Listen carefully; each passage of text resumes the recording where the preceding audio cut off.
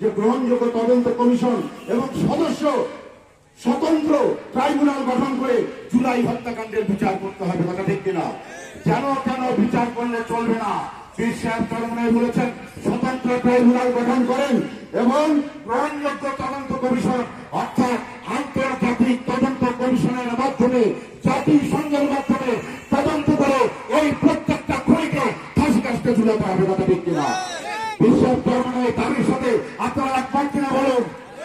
আলহামদুলিল্লাহ, আজকে বাংলাদেশের প্রত্যেকে একমত। পীর সাহেব চরমনাই আরো দাবি জানিয়েছেন তদন্ত সাপেক্ষে 16 বছর যে সকল দুর্নীতিবাজ বিদেশে অর্থ পাচারকারী কোটি কোটি হাজার কোটি টাকা তারা বিদেশে পাচার করেছেন, পীর সাহেব চরমনাই বলেছেন তাদের বিচারের আওতায় এনে তাদের শাস্তির ব্যবস্থা করা, আর তাদের অর্থ আমাদের এই রিক্সাওয়ালা ঠেলাওয়ালা এই দোকানদারদের অর্থ তারা পাচার করেছিল, কথা ঠিক কিনা? কাজে এই অর্থ রাষ্ট্রীয় কোষাগারে ফিরিয়ে আনতে হবে। পীর সাহেব চরমনাই শিক্ষানীতির বিষয়ে বলেছেন যে বাংলাদেশের বিশিষ্ট শিক্ষাবিদ এবং ওলামায়ে গ্রামের সমন্বয়ে সকলের কাছে গ্রহণযোগ্য একটা শিক্ষানীতি প্রণয়ন করতে হবে। বিস্তারিত বলার সময় নাই, আপনাদের কাছে 9 দফা লিফলেট চলে